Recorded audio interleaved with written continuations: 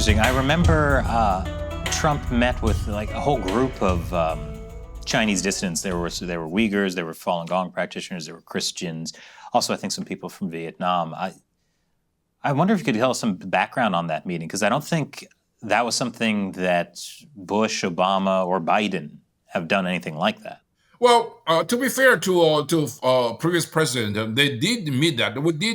They met with those groups with great caution. And I remember when Dalai Lama went to the White House, Mr. Clinton and Mr. Bush would have to pretend to, I happen to be here to say hello. So that's because we manage our relationship with China through something I call the anger management. That is our preponderant concern of making any policy shift, taking any action, is based on how mad China might be at us if we do A, B, C, and D. That is not only pathetic, but also it's morally incomprehensible. So what the Trump administration did was to not just to antagonize China just for the sake of seeing China getting mad at us. We want to do is through a rational approach of making China realize that the U.S.-China relationship is so comprehensive, so multifaceted. We cannot only focus on one or two areas that China wants us to focus on and forget about everything else, right? So in other words, what we're trying to do is to expand the U.S.-China engagement to reflect its true nature, which is multifaceted, multi-dimensional. For example, while we stress the importance of engaging with China economically and on issues also such as North Korean denuclearization and international drug trafficking, we also want China to know that the Chinese government should never again expect the United States to say nothing if China locks up millions of ethnic minority in concentration camps. We also made China aware that China should never expect the United States to say nothing or do nothing if they try to take away Hong Kong's freedom and autonomy. So we're trying to engage China from a broad spectrum of perspectives. And China has to get used to that. So it's not just about money. It's not about economic engagement. It's also about much, much more. You mentioned that a lot of policy in the past had been designed around how much it angers China and trying not to, anger China. And you said this is morally incomprehensible. Could you dig into that a little bit? The Chinese regime is one of the world's most repressive regime, and their repression is at scale. That's a difference. So you might say, there is a despicable human rights violations in Burma, right? In other countries.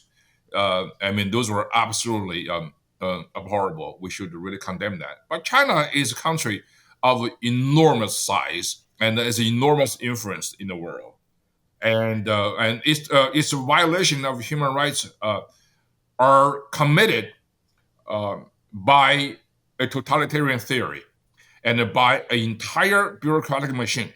So it's much more systemic, it's much more fundamental, and it poses an existential threat, not just to its neighbors, but also to entire humanity.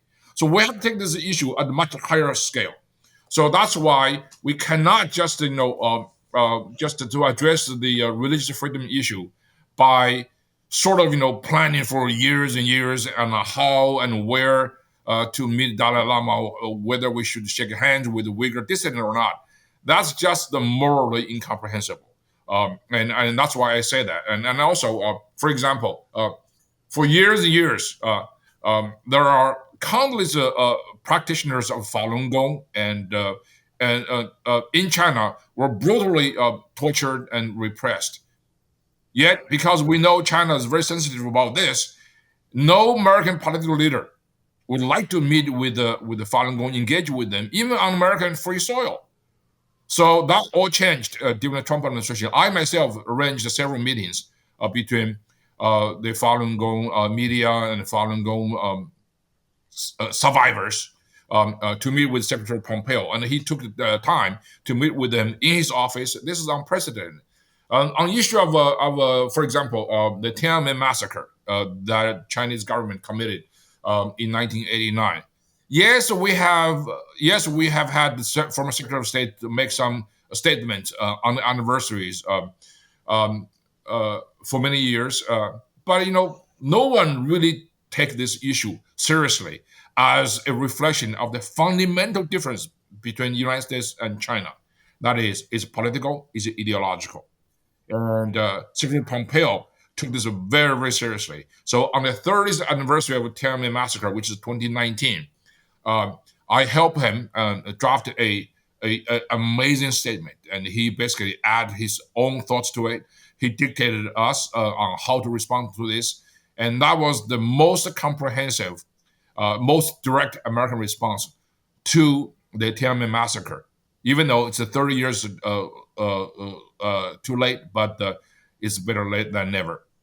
And he also wanted me to arrange meetings with the Tiananmen survivors. Uh, and this is the first time ever by any Secretary of State to do so. And so Mr. Pompeo made some very strong speeches about China, and I think on most of the occasions he makes sure that there are dissident representatives in those speeches that focus on China.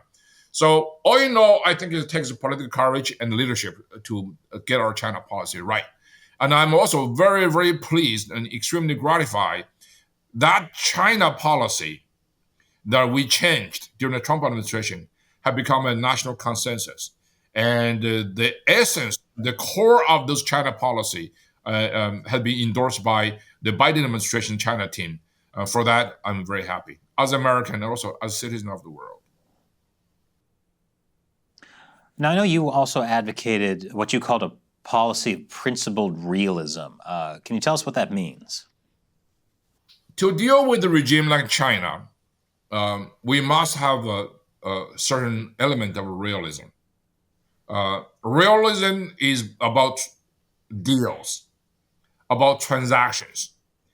And I think that nobody is better than Donald Trump when it comes to making deals. His his whole name, name brand is about making deals. Um, but making deals does not necessarily mean we don't care about principles. Um, we cannot just say, I scratch your back, you scratch mine. Because uh, in the United States, um, uh, um, and we base our foreign policy, we should be based on foreign policy about some very fundamental founding creeds of this nation. All men are created equal, for example, and we're based on the idea of reciprocity. We should have the principle of respect for rules, for example, those things. So when we deal with China, since 1970, since the time of Richard Nixon, we overemphasize on the realism part of that. In other words, we would basically reach secret deals with China on issues, say Vietnam War, North Korea, or some other aspect of that, and we forget, or Taiwan even, we forget about the principles we must adhere to. So what I'm saying is, America is a deeply moralistic country. That's principle side. Well, we cannot have a Jimmy Carter type of president without understanding that the whole world is full of bad guys, rogue states. So you need some kind of a tough guy approach too. I think in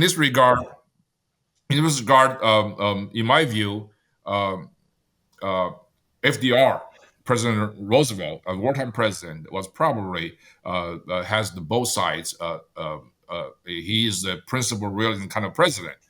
That is, he has the element of a fox, and he understands the techniques dealing with the difficult personalities, like Winston Churchill and Joseph Stalin, for example. He also holds on the principle of America as the bulwark of of world democracy. That's why he also is a lion. Lion has the power of authority, respect, and intimidation. So there's a principle side, there is a realism side. We cannot really ignore one and blindly pursue another.